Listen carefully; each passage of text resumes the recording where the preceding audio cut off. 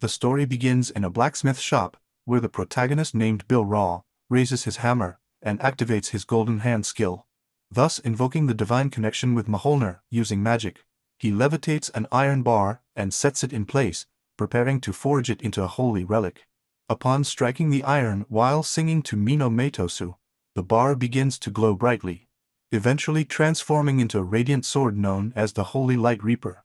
Later, in the living room of his new home, which also doubles as a workshop and newlywed nest for him and his fiancée, Bill receives devastating news, as his fiancée named Sir Hassan informs him that she has decided to break off the engagement.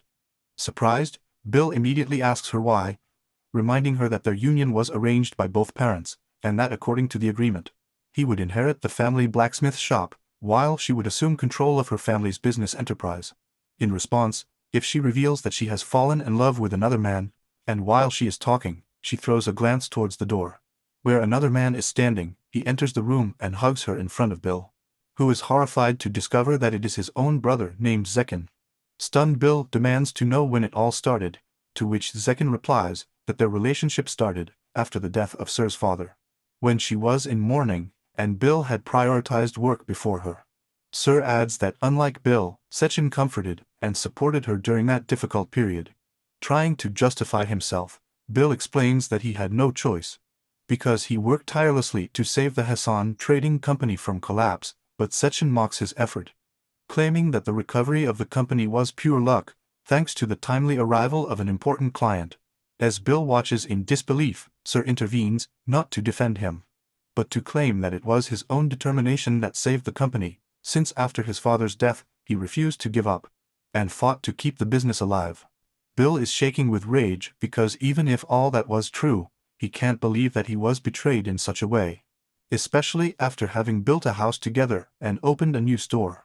However, if she responds with a mocking apology, and tells Bill that he should move out, stating that the house now belongs to her and Sechin, and adds that it would not be appropriate for the ex-fiancé to live under the same roof, then Bill, full of fury, asks why they can't just live on Sir's family estate, since the Hassan Company building belongs to her.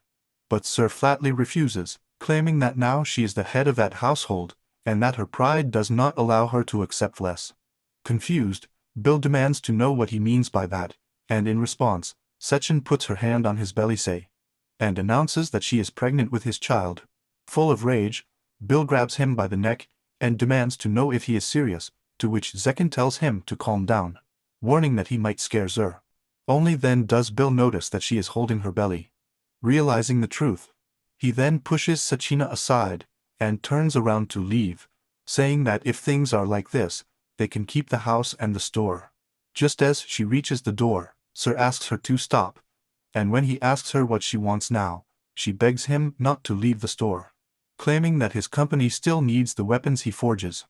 However, Sechin interrupts, insisting that he will take over the blacksmith shop from now on, and although Sir tries to object, Bill has heard enough, so he opens the door and leaves, stating that from that moment, none of it has anything to do with him.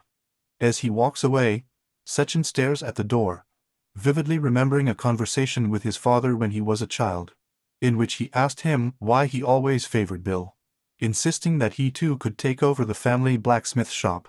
However, his father replied without hesitation that Bill was a once-in-a-millennium genius, a man blessed by the gods with a golden hand, while both he and Sechin were, by comparison, simply mediocre. Hearing that, Sechin burst into tears, shouting at his father not to belittle him, and demanding to know how he could call his own son mediocre.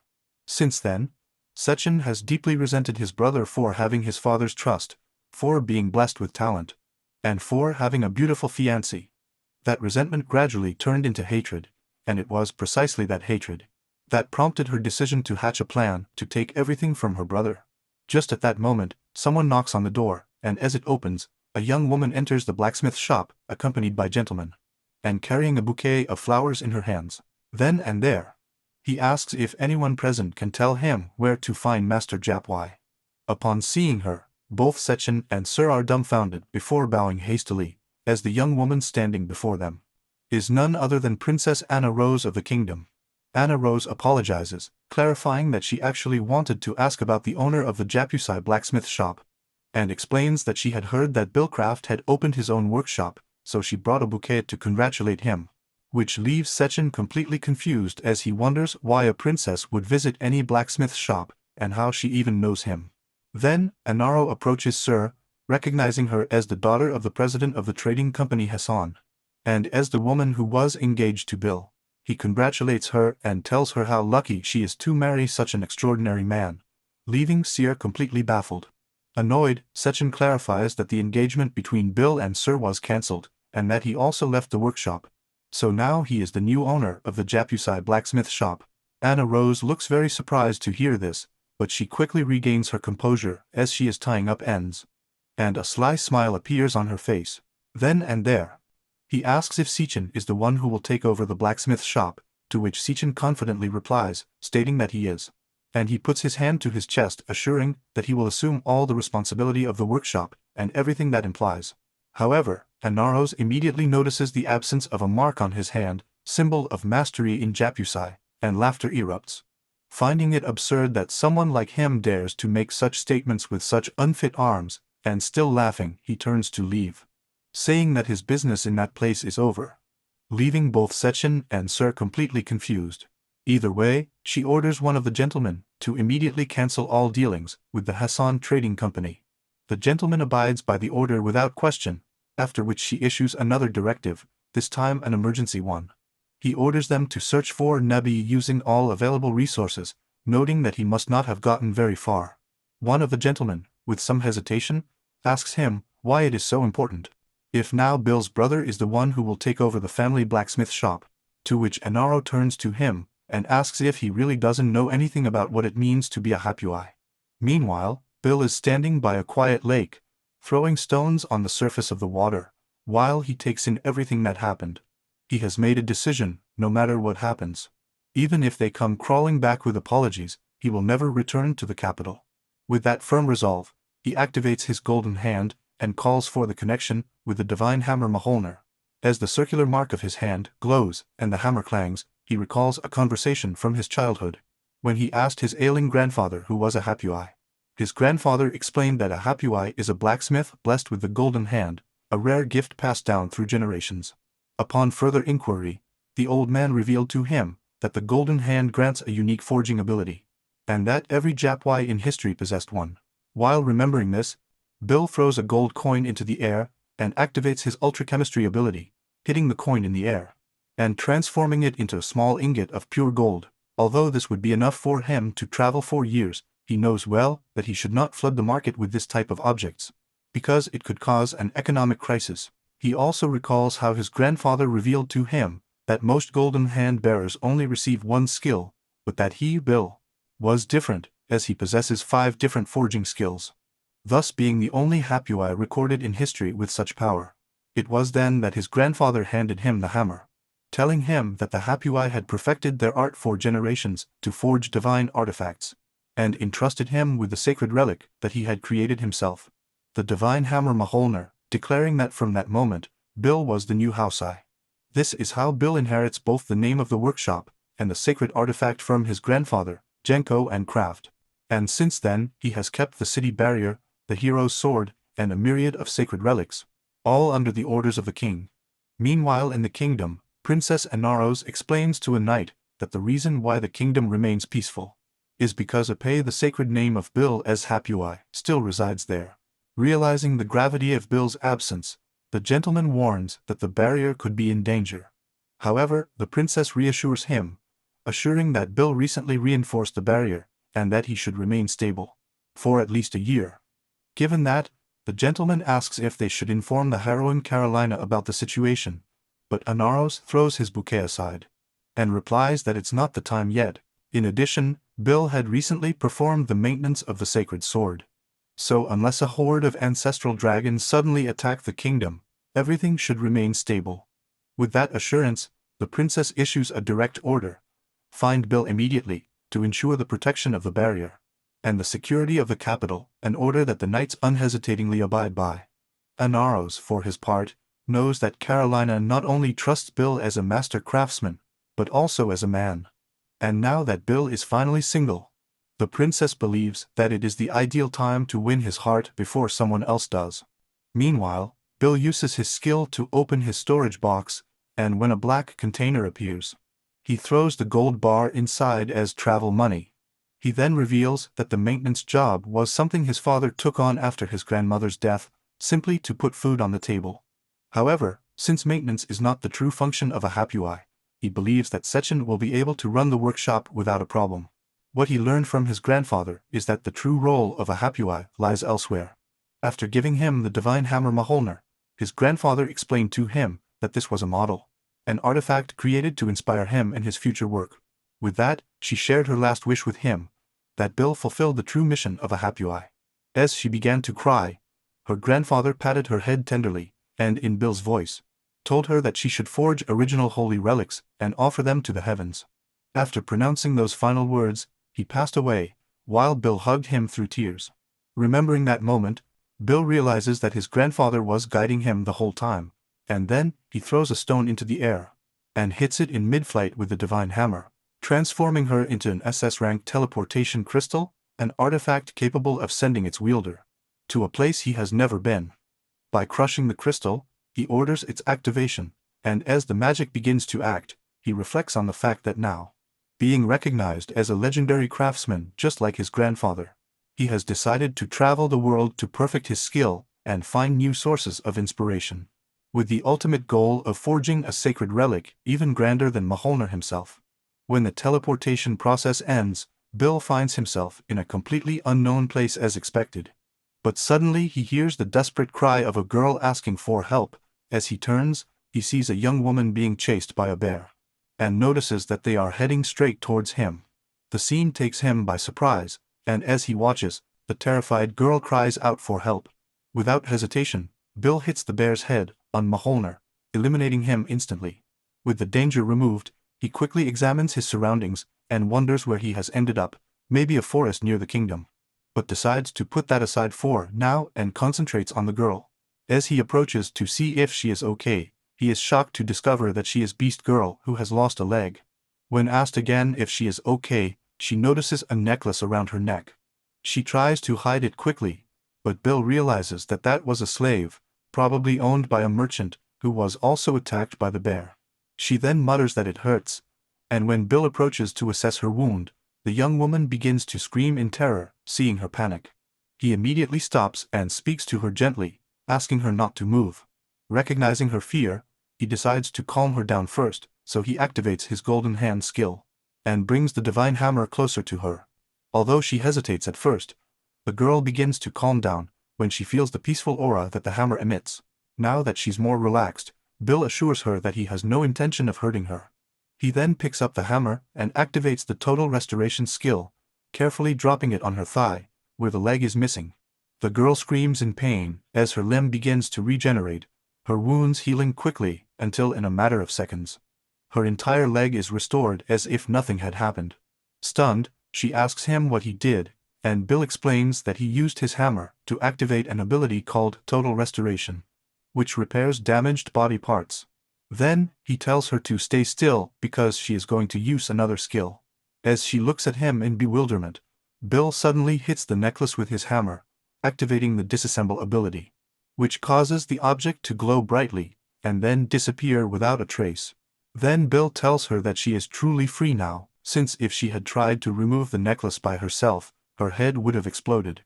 Hearing this, a shiver runs down his spine, and just when he seems to want to say something, Bill looks confused, but without warning. The girl hugs him tightly and introduces herself as Poro, thanking him for saving his life and calling him Big Brother. Bill smiles and replies that there are no problems, introducing himself as well. Leaving that aside, and since it is already getting dark, he decides to set up a camp and asks him to wait a moment, then walks towards a tree, which makes Poro tilt his head curiously, while he carefully examines it, and determines that this one will do. He then hits the trunk with his hammer, using the ability to transmute wood into hut, causing the tree to start to warp and take another shape while Bill watches him with a smile. When the transformation is completed, Poro is speechless and asks surprised what the hell just happened, since the tree has become a house. Bill, with total naturalness, replies that that will be his accommodation for tonight. Meanwhile, at the border of the kingdom of Jenaga, some knights arrive on the scene and discover the corpses of numerous ancestral dragons. Perplexed, they are wondering who could have done such a feat, when suddenly one of them distinguishes a figure jumping on the pile of bodies. Squinting her eyes to see better, she opens them wide and screams that she is the heroine of the sacred ice sword, Miss Carolina and Sever. All the knights quickly bow in a sign of respect, and one of them asks if she really defeated all the dragons by herself. Another replies that Lady Carolina is more than capable of achieving such feats, adding that the protective barrier of the city alone would not have sufficed to save them, and that for the sake of the peace of the kingdom, their strength is absolutely essential. Changing the subject, a gentleman respectfully asks her to accompany them to the royal palace, but Carolina ignores him while silently watching her sword, which confuses everyone. Then he comments that his blade seems to have a deterioration. The knight tries to say that even a sacred sword can deteriorate, but he stops short and blushes when he sees that the always cold and serene Carolina is smiling. Then he covers himself with the hood, and muttering "that's how things are," disappears in the blink of an eye, surprising everyone present. Carolina seems to have teleported to the royal capital of the kingdom of Gatenurga, and as she walks humming, her sword begins to glow and transforms into a spirit cat, who comments that she seems to be in a good mood today. Rubbing her face with his tail, he asks her if she is so excited because she is going to see her beloved blacksmith prince. She nods, confirming that she will finally see Bill again. The cat says that he loves Bill too, because no one else keeps him so carefully or treats him so gently. Returning to the topic, the cat complains with annoyance because Bill told him that his sword would not splinter unless he faced 100 ancestral dragons. So Carolina is finished a whole order just to push her to the limit and have an excuse to see him again, which the cat considers completely absurd, to which Carolina replies that she is only there because he is. Finally, arriving in front of the workshop, Carolina uses magic to conjure a mirror and check her face, while the cat rings the doorbell. Seth Chin opens the door, and upon seeing her, he calls her beautiful and tries to invite her in. Carolina was very excited to see Bill, but the moment she sees Sechin, her enthusiasm completely disappears. Noticing the coldness in his expression, Sechin quickly recognizes her and greets her properly. She asks him where Bill is, and Sechin replies that he is not there, assuming that he went out to look. Carolina says she will wait for him, but then Sechin informs her that Bill has been fired, and that's starting with Joe, and he is the new owner of the workshop. Hearing this, Carolina glares at him, releasing a menacing aura as Sechin trembles, wondering if this has anything to do with Bill. Carolina, visibly upset by the fact that this guy has kicked Bill out, points her sword at him and demands to know where he is, because she needs him to repair her sacred sword. Sechin, assuming she's just upset that Bill isn't around to fix her, takes the opportunity and offers to take care of the maintenance himself instead of his brother. Carolina looks at him carefully and asks if he is really suggesting something so absurd. At that moment it is revealed that only Carolina and Bill are able to see the spirit of the sacred sword, the cat. Although he wonders if perhaps Sechin also has potential, after all, he is his brother. However, Sechin arrogantly insists that he can handle it, and even claims to be much better than Bill. Carolina, not believing him one bit, hands him the sword and asks him if he really thinks he can do his brother's job. He replies confidently, telling her to leave everything in her hands, and convinced that once she sees his ability, she will choose him instead. She firmly believes that Bill only seems special because he was born first, nothing more. With that idea, he starts working on the sword, and thinks that this is his perfect opportunity to take away everything that his brother values. He refuses to accept that he can't do the same as him, and with that stubbornness, he begins to sharpen the blade carelessly, which causes immense pain to the spirit of the sword. Since he can't see it, he keeps wearing the blade awkwardly, while the spirit cat gets more and more enraged, trying to stop him. Unable to bear it any longer, the spirit unleashes a murderous aura, and his face takes on a monstrous shape. Terrified, Sechin feels that his arm is about to break from the pressure. Just then, Carolina reaches out her hand, and the sword immediately flies towards her. Surprised by how easy it was to anger the sword, the cat explains that Sechin didn't even try to listen to his voice. He just did what he wanted, completely different from his brother, who has always understood that even tools have feelings and has treated them with respect. Hearing this, Sechin looks confused, and asks what nonsense they are talking about, stating that swords cannot get angry. Faced with that, the cat concludes that this guy is simply hopeless garbage. Carolina then explains that the sacred sword has its own wool, and that Bill always took care of it perfectly, but now that he is gone, she will never return to the workshop.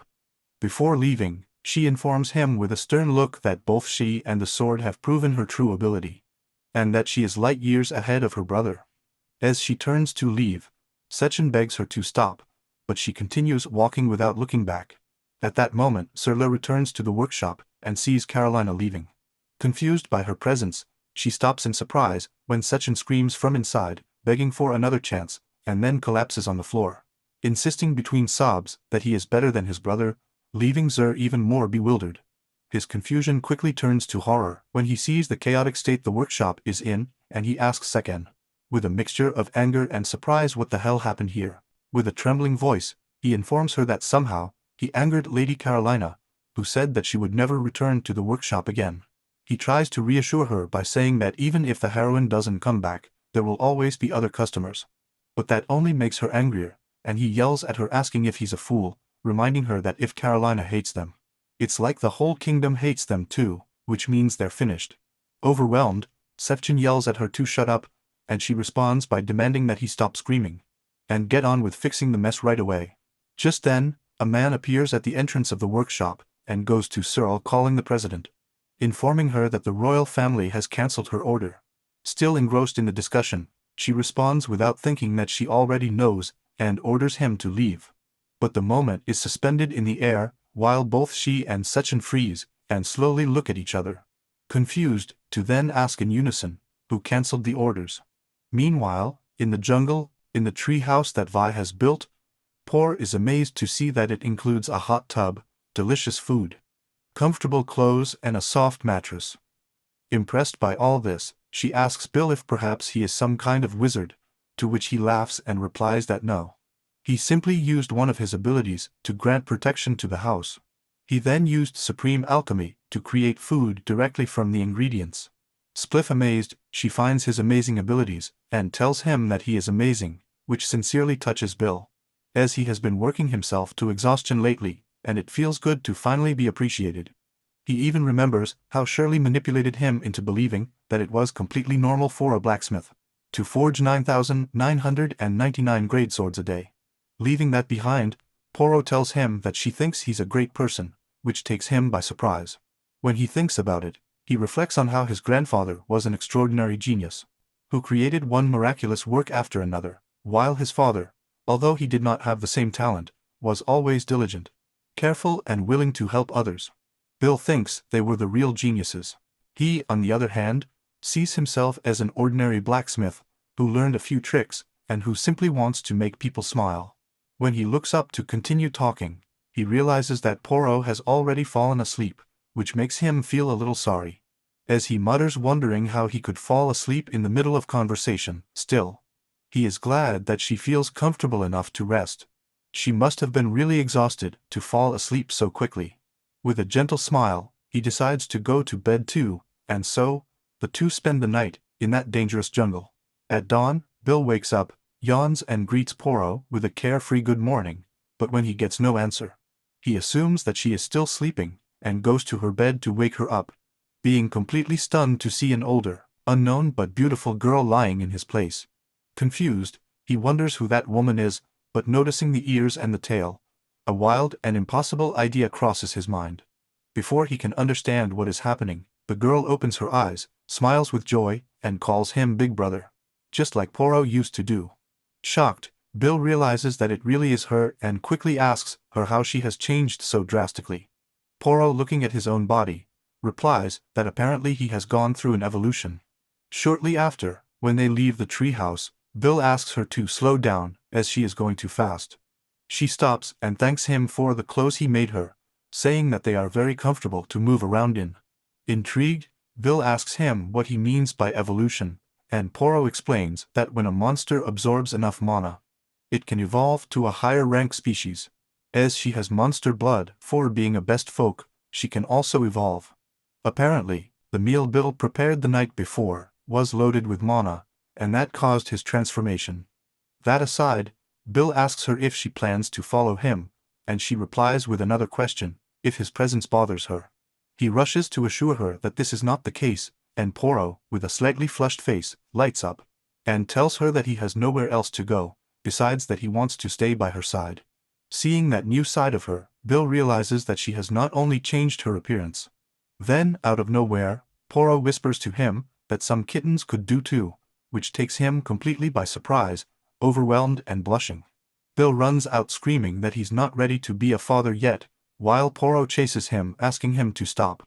The comical moment is abruptly cut short when Bill stops in his tracks when he feels water under his feet. This baffles them both, as there was supposed to be a village there. But all they see is a flooded terrain like a swamp. Looking around, Bill sees a forward-pointing sign with the words cul-de-sac, a rather ominous name for a village. Following the indicated direction, they advance through the swamp until they reach a lake, and Bill wonders what happened to the village. At that moment, Poro notices some people nearby and suggests that they ask them. Not even a man who introduces himself as the village chief, Arthur, comes close. He explains to them that the cul-de-sac village is currently under water due to the heavy rains of the last few days. With nowhere else to go, villagers are waiting for the waters to recede so they can rebuild. To make the situation worse, there are no young people left in the village who can help with the recovery, and even if there were, the water level is overwhelming.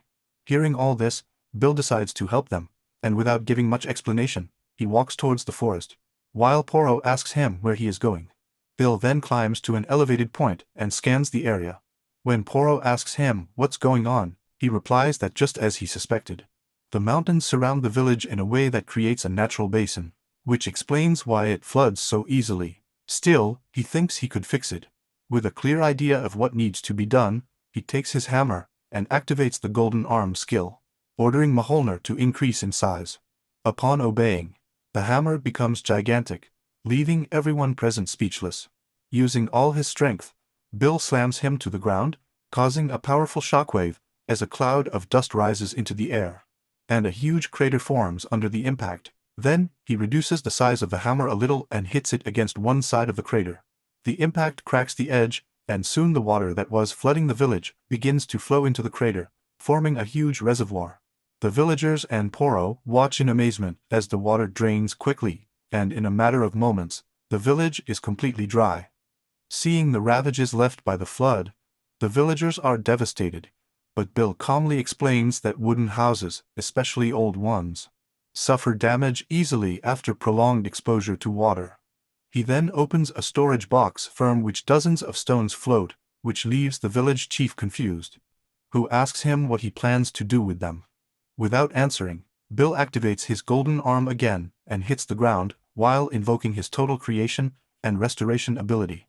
Instantly, damaged wooden structures begin to be restored, and floating stones are transformed into bricks that assemble on their own into solid and improved walls. Thus, in the blink of an eye, the village is completely rebuilt, now more resistant and advanced. The villagers burst into cheers and run to admire the improvements. Impressed by the construction, the village chief asks Bill if he is a great magician. Soon after, Bill and Poro are invited to the chief's house, where all the villagers bow in gratitude. Bill, humble, tells them that it is not necessary, explaining that thanks to the skill of the golden arm, the job was simple. However, the boss insists on rewarding him, saying that they will not feel at peace, and they do not. Bill, not sure what to ask for, finally asks them if the village possesses any unusual tools or weapons. The villagers are baffled, but lead him to a shrine where a sealed sword is found. Bill, upon approaching, immediately feels her ominous presence and recognizes her as a demonic sword. The village chief explains that a long time ago, a hero used that sword to defeat an evil god and save the village, but that he later lost his sanity out of fear of the sword's curse. That's why her ancestors sealed her in sanctuary. Holding the sword, Bill remarks that he never would have expected to find such a dangerous weapon hidden there. Alarmed, the boss asks him if he's really okay, explaining that even touching that sword is unbearable for them, but Vi reassures him, assuring him that he's okay, and he asks Poro to wait outside next to the boss. Poro refuses, saying she can't protect him if he stays outside, and accepting that, Bill decides to end this quickly. He then pulls out his hammer, at which point the boss warns him that that sword was also wielded by a very powerful witch. Undeterred, Bill activates his decomposition ability and hits the sword with the hammer, causing the seal made of shiny beads to break instantly as the boss watches on paralyzed. Bill quickly draws the rusty and bloody sword, and holding it carefully, speaks to her in a soft tone, saying that it must have been painful to be abandoned, sealed and left to rot under layers of rust and blood for so long. Confused, the boss asks him who he is talking to which Bill calmly replies that if one thinks from the perspective of the sword, one can also hear his voice. Suddenly a dark aura begins to emanate from the leaf, and upon seeing it, Poro tries to run towards Bill, but the boss stops her, warning her not to get too close. At that moment, Bill feels something sinister when he realizes that the curse of the sword seeks to drive whoever wields it crazy. The aura takes the form of a spirit, radiating a threatening presence, leaving Bill shocked as he asks what the hell is this. However, it seems that only he can see the spirit, as a confused Poro asks him what is going on, while the boss calmly asks if he is seeing the spirit of the sword. He then explains to Poro that some people possess the ability to see the spirits sealed inside the swords, and that this particular one contains a demonic spirit. Bill, observing her, firmly believes that the curse on this sword represents pure evil, since the tools are meant to serve those who wield them. But this sword is cursed to reject everyone who tries to use it. Faced with this, the village chief suggests that he release her, arguing that she is becoming too dangerous. However, Bill flatly refuses, because he feels a deep compassion for the weapon, marginalized, sealed and feared as a carrier of madness. Even at that moment she can hear his voice, which pleads with pain to be saved. He then activates his golden hand skill, and resolutely declares that he is a blacksmith, and that his duty is to repair tools. Therefore, he swears that he will fix the sword, and gives it a name, Yozora. With his divine refinement skill activated, he starts hammering the blade, causing a bolt of aura to shoot up into the sky. Meanwhile, in the capital of the kingdom of Genegra, Carolina continues to search for Bill without success. Suddenly, the spirit of the sword that accompanies her perceives something, and turns abruptly. Carolina notices, and asks him what's wrong, calling him Cory. To which Cory, while staring intently at the distant pillar of light, replies that a new sacred sword has been born. At that very moment, back in the village, when Bill finishes hammering, the cursed sword begins to glow brightly, and its appearance is transformed into an elegant katana. Simultaneously, the sword spirit, now called Yoshura, also changes and takes the form of a woman in a Shinto priestess outfit. When Bill reaches out his hand to take the katana, Yoshura greets him, first calling him a master blacksmith, but then corrects herself and calls him her creator. Bill gently asks her if she is still in pain, to which Yoshura smiles and assures him that she is not. Then, he introduces himself as the spirit of the sacred sword of darkness, Yoshura, and sincerely thanks her for giving him a name. Bill is stunned to hear this, as he had not realized that she was a sacred sword. Yoshura explains that thanks to him, she has been reborn as a holy sword from a demonic sword. Meanwhile, the village chief is still confused, as he can't see Yoshura, but Poro, on the other hand, can see her clearly now, and whispers in amazement how beautiful she is. Hearing that comment, Yoshura, surprised, turns to Poro, and asks if he can really see her. At that moment, Bill suddenly throws the katana at Poro, which startles her, barely manages to catch her, and still surprised, she asks if it's not supposed that only heroes can wield sacred swords. However, before she can say anything else, her eyes widen in amazement, as she feels something being activated inside her. Without being fully aware of it, he unsheathes the katana, and begins to execute a wide range of sword techniques with surprising grace and precision. Finally, when she sheathes the blade, she comes out of her trance, convinced that it was the katana itself that guided her movements naturally. Bill then tells her that she should keep the sword, as it all happened thanks to the inspiration she gave him that same morning. Poro, still surprised, asks if it really was like that, and Bill confirms it, explaining that he fed the holy sword with mana, which allowed it to evolve, the same way she did it herself. Yozora, now fully awakened as a sword spirit, marvels to discover that even weapons can evolve. and finds Bill incredibly impressive for having managed to make that happen. Next, Bill explains that his grandfather once told him that Far Eastern blacksmiths engrave their names on the leaves they forge. So when he gave the katana a name, he also infused it with the power of the golden hand, causing it to evolve into a sacred sword. The leader of the people is shocked at this revelation, since the sacred swords are usually only given to the world when an apostle of God descends. Therefore, that a human being has forged one is something unprecedented. Hearing all this, Bill remembers that his grandfather always regretted that he was not able to forge a holy sword by himself. For that reason, Bill feels divided, proud, but also burdened with the weight of knowing that he did not create this sword from scratch, but simply completed what someone else had started. However, seeing Yoshura happy makes it all worthwhile, and for now, he just hopes that one day he will be able to forge a divine relic completely on his own. Meanwhile, in a distant place, the spirit of the Carolina sword named Cory notices the beam of mana coming from the newly born sacred sword. Amazed, he recognizes that he did not descend from heaven, but was born into this world, which can only mean one thing: that a human has created a sacred sword. Carolina is also shocked, but quickly begins to put the pieces together in her mind, and then unexpectedly begins to laugh, which puzzles Cory. When asked why she is laughing, Carolina answers with another question, wanting to know if the spirit has not yet deduced it. Seeing his reaction, surprised Cory asks if it was Bill, and Carolina firmly confirms it, adding that with this, the world will finally recognize his ability. However, his expression immediately changes when he realizes something important, and without wasting any more time, he jumps from that high place and orders Cory to locate the new sacred sword immediately. Moments later, Bill and Poro leave the village in a wagon. While Poro is driving, Bill examines a map and discovers that the Dead Dolphin Village is located at the end of the kingdom. So he decides that his next destination will be the Madoka Empire, since it is a place where he is not very well known. Poro, upon hearing that, expresses how happy he is that they got the wagon, to which Bill replies that it was the villagers themselves who gave it to him as a sign of gratitude, and that he could not refuse their gesture. Then he tells her with total seriousness that he is entrusting the sacred sword of darkness to her, which surprises Poro, who asks if he really wants her to use it, to which he replies yes, stating that it fits him perfectly. And that's why he asks her to take care of Yozora and use it to protect others. Yozora, who is sitting on top of the wagon, comments that the wind feels amazing, and that being outdoors makes her feel truly alive. As a gesture of gratitude, he decides to teach Poro fencing, who is surprised to learn that he is going to learn sword techniques. However, just at that moment, the wind suddenly intensifies, and both observe something flying in their direction. It is a dragon, which lands suddenly in front of them. Upon seeing him, Bill is shocked to recognize him as a green dragon.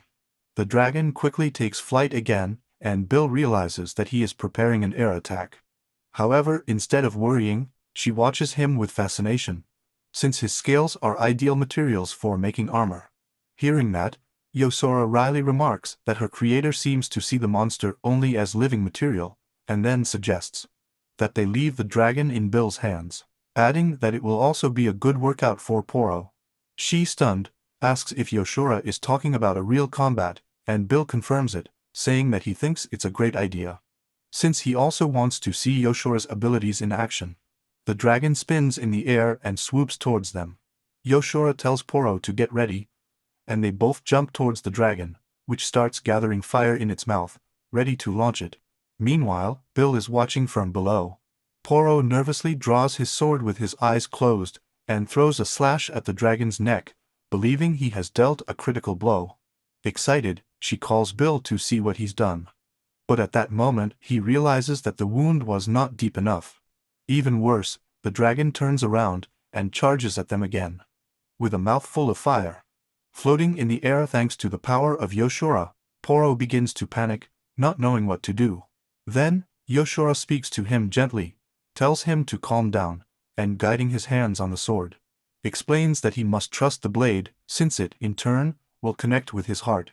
He asks her to open her eyes and listen carefully, because even in the midst of darkness and despair, she must cling to the slightest glimmer of hope. With Yoshura's words clearing his mind, Poro opens his eyes, and immediately can clearly see the exact point where he should attack, while Yoshora whispers to him that he will be by his side. At that instant, the dragon launches a flare at them, but Poro, determined, throws herself directly through the fire, and with a clean and accurate cut, cuts off the dragon's head. Both she and the dragon's body fall to the ground, but Poro manages to land without injuries. Bursting with joy, she runs to Bill screaming that she finally made it.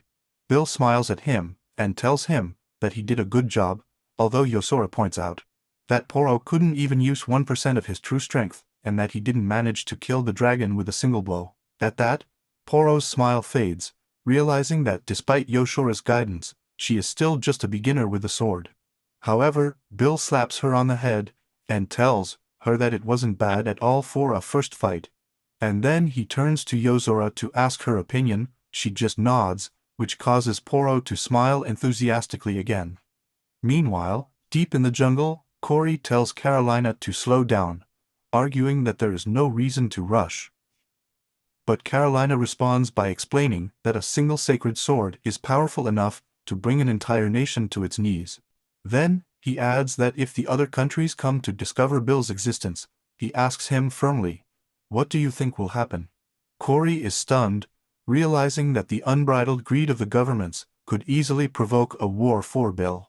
Therefore, before the world gets to know Bill's true abilities, Carolina reveals that she plans to propose to him before anyone else. Surprised by such a statement, Cory, bewildered, asks him if he is serious, and if so, because precisely now.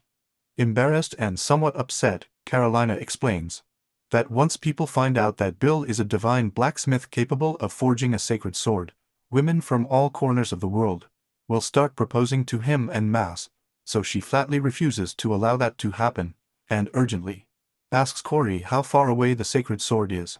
To this question, Cory replies that the sacred sword is located near the dead-end village, on the border of the kingdom, but dangerously close to the border of the Manhwa Empire, which leaves Carolina completely shocked, since in the Manhwa Empire that person is the heroine. Meanwhile, Bill and the others are startled by a sudden thunderclap rumbling in the sky. As they look up, they see dark clouds begin to gather, sparking with lightning.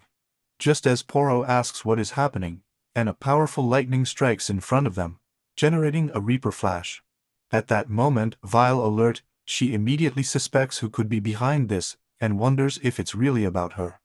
As the dust dissipates, a figure is revealed, a dark-skinned girl, with an eye patch and a whip in her hand, surrounded by lightning. As she addresses Bill, calling him "my master," and declares that she has finally found him. Then he says that it has been a long time since they last saw each other, repeating with conviction the title of Master Bill. Faced with the strange situation, Poro, alarmed and confused, demands to know who the hell that girl is and why she calls him master. However, before getting a response, the girl with the patch suddenly appears behind Poro, coldly mocking him by insinuating that a simple beast girl is not capable of protecting her master. He then prepares to attack, while provoking Poro, asking if he will be able to keep up with him. Poro reacts immediately, turning to counterattack, while Bill desperately screams for them to stop. However, before the patch girl can launch her attack, Poro comes forward and attacks first.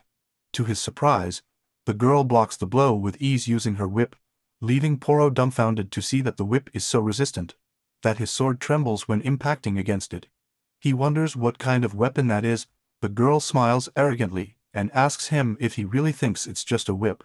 He then begins to shake it, and when it sparks with electricity, it reveals that it is his companion, the sacred sword of lightning, called Thundertorn, which leaves Poro in shock to discover that it is also a sacred sword. While this is happening, Carolina is still paralyzed in the place where she had stopped, until Cory brings her up to speed, informing her that the sacred sword of lightning has made contact with Bill.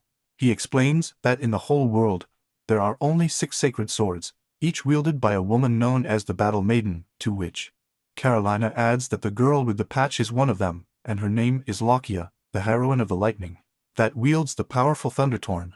Realizing that Lakia has established direct contact with Bill, Carolina breaks into a desperate run, screaming that if that bitch tries to flirt with Bill, he will kill her. Simultaneously, in the middle of the match, Lakia manages to wind her whip around Poro's leg and ensures a firm grip.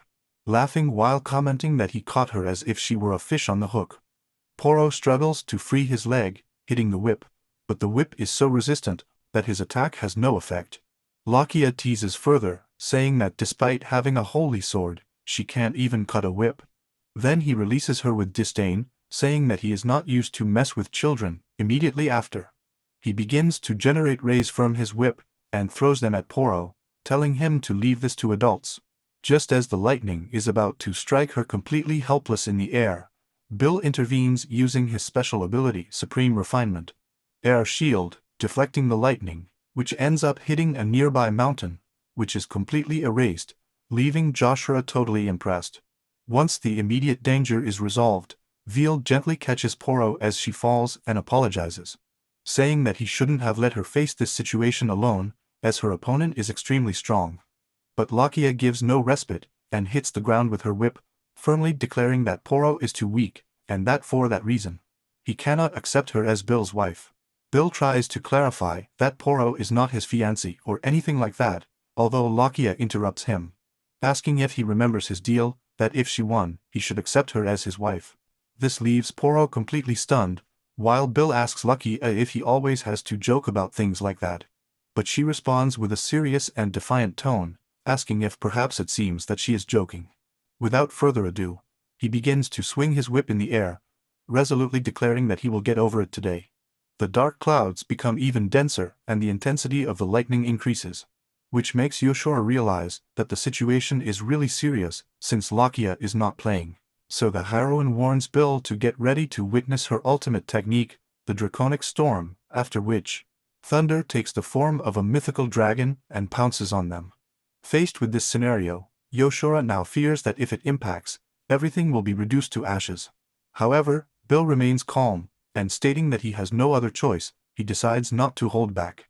So he throws his divine hammer at the electric dragon, activates his supreme destruction skill at maximum power, pierces the beast effortlessly, pulverizes it, and the weapon returns to his hand, which leaves Lake dumbfounded, as she never imagined that she could so easily dispel a heroine's attack.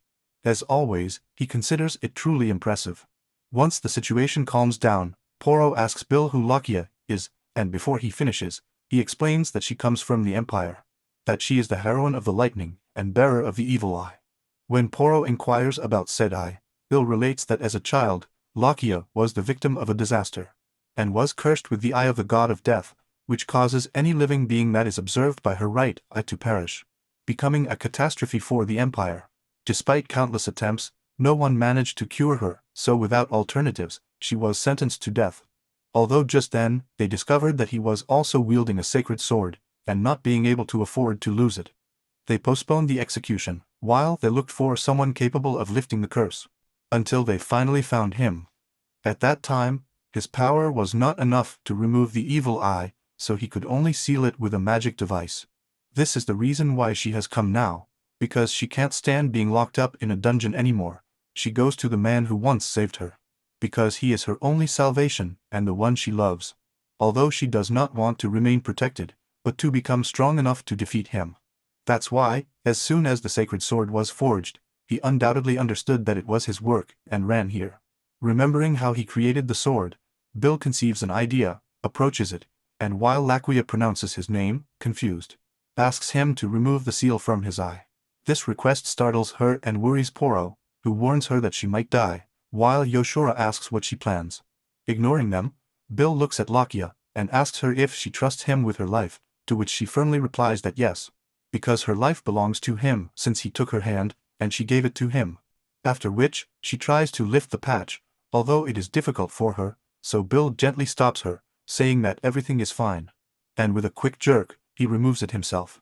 It exposes the cursed eye and an ominous magic circle, full of flaws, which it detects instantly. She then activates her golden arm, uses the Supreme Refinement skill, and hammers the magic circle of the eye, generating shock waves and dust clouds so intense that they shake the air, until at the end, Lakia's eye appears completely under control, without dark aura or any circle. She simply observes him with both clear and open eyes. But upon becoming aware, she looks away with concern, and asks Bill if he is still alive, to which he replies that he is fine and still there. At that moment, Lucia perceives that her eye is healed. Even so, Poro remains alert when Lakia's right eye begins to glow, and with no immediate effects, Yoshura wonders if the eye has become a divine relic. Bill confirms this, explaining that just as Yoshura was originally a demonic sword, Lakia's eye was also a cursed object. So he applied the same principle. The cure was within the object itself. Although the structure of the curse was complex, he was able to dismantle it easily and reconstruct the missing parts, thus reborn the eye. Hearing this explanation, Lakia runs to Bill. She calls him love and begs him to hit her with another ultimate technique, leaving him stunned when she asks if he really wants another one. As she jumps up to sit on him, he reproaches her that she is exaggerating.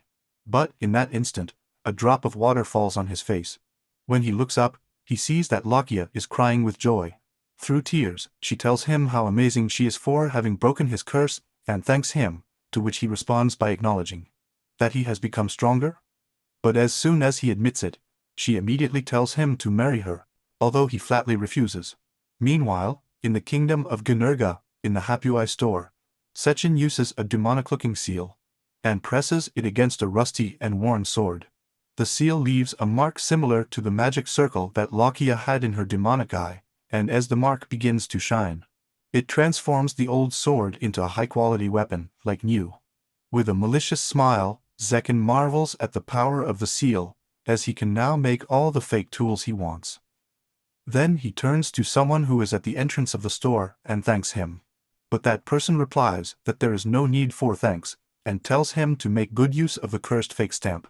Back with Bill, Lakia tells him that if she manages to defeat him now, he will belong to her, and that with her new divine eye, she is sure that he will not be able to resist loving her. After saying that, she lunges at him, activating her eye to immobilize him. But Bill moves quickly, and she ends up falling on top of Poro, who is now completely immobilized.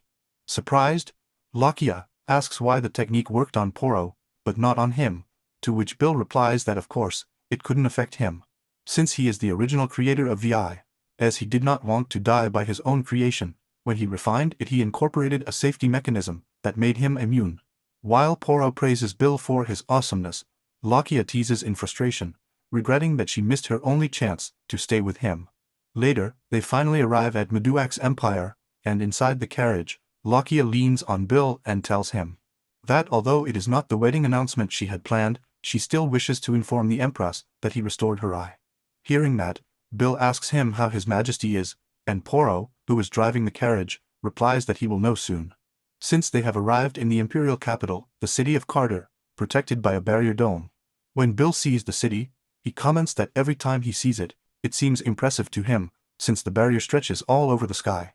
Then Poro asks him what he's talking about, and Bill points to the barrier, and asks them if they don't see it covering the entire city.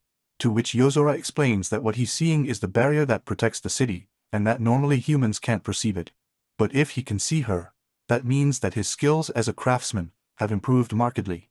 Realizing this, Bill understands that even his perception has sharpened. Because although he has done maintenance on the barrier device in the G-Tanera kingdom in the past, it is the first time he has managed to see it directly. Later, Lucia takes him to the imperial palace, where an old woman is sitting on an style divan.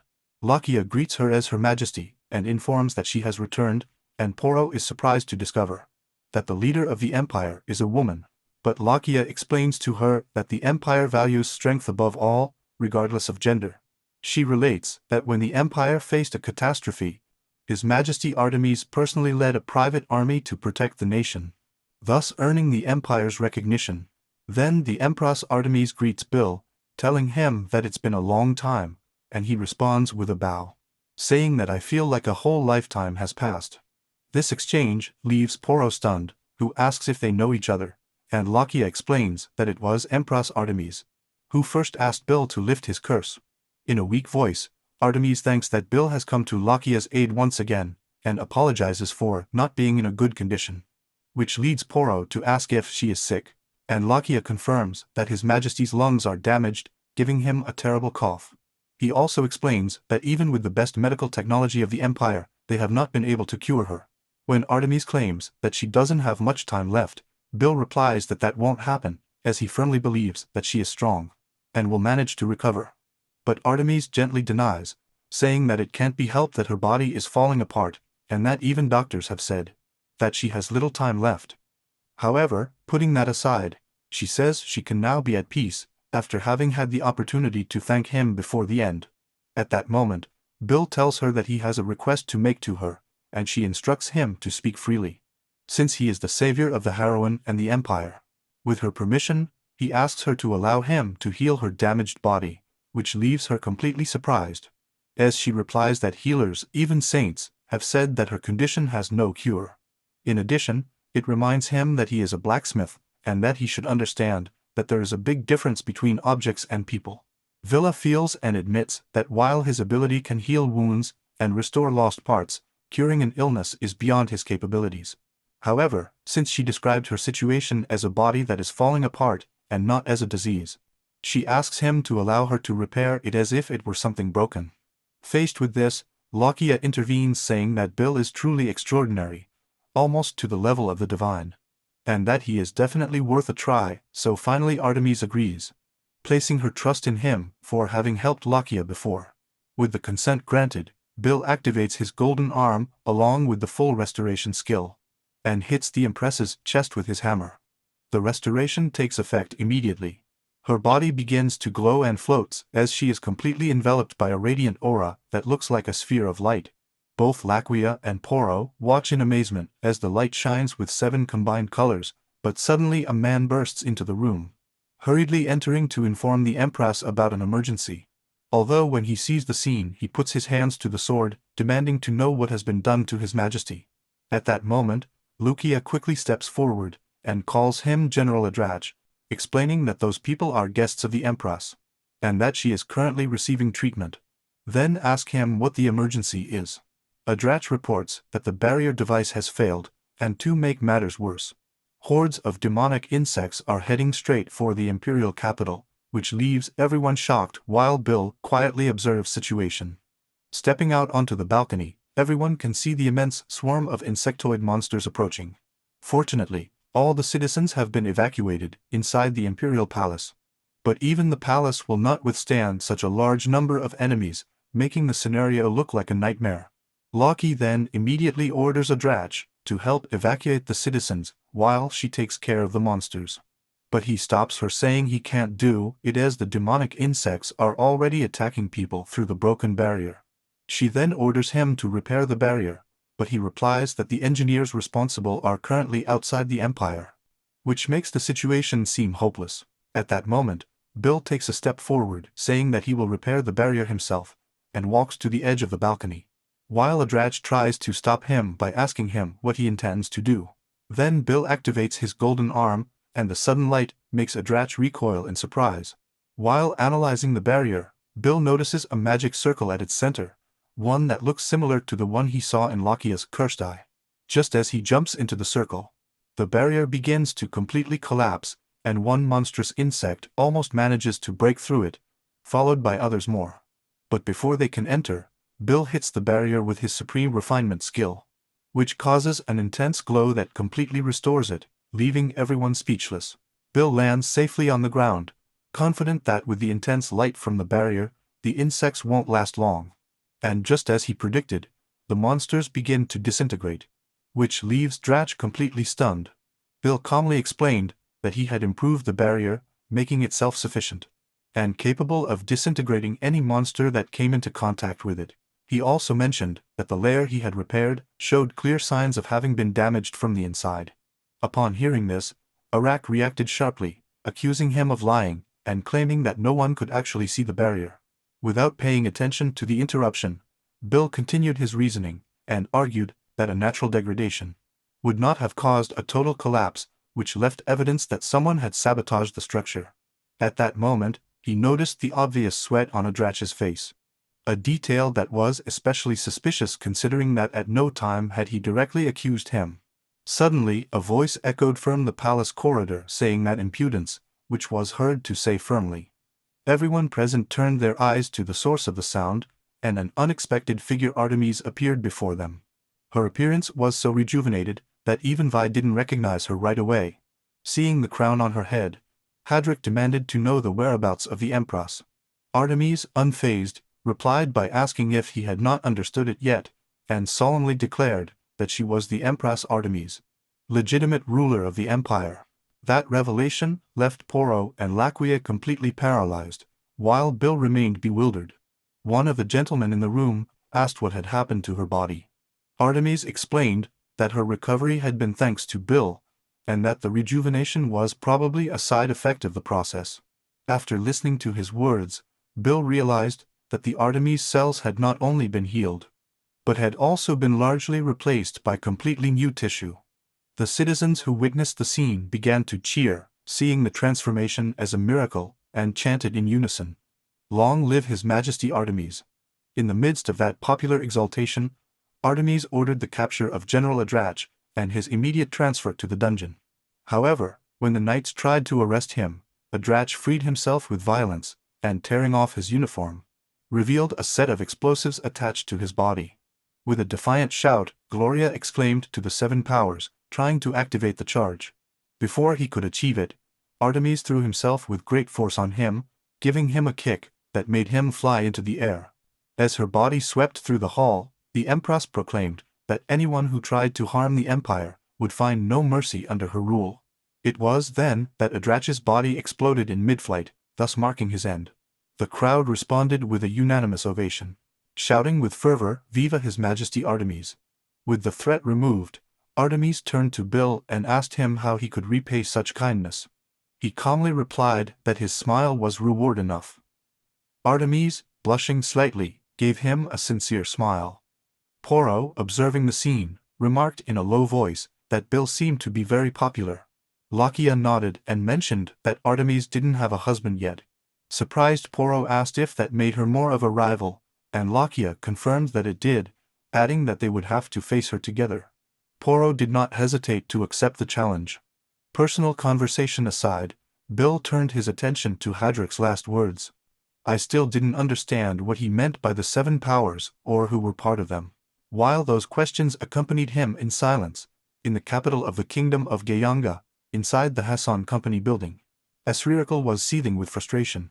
Since the royal family had broken all relations with her, the nobles had also moved away, and the situation was already so critical that if she lost a single more important client, her company would collapse hopelessly. While she is consumed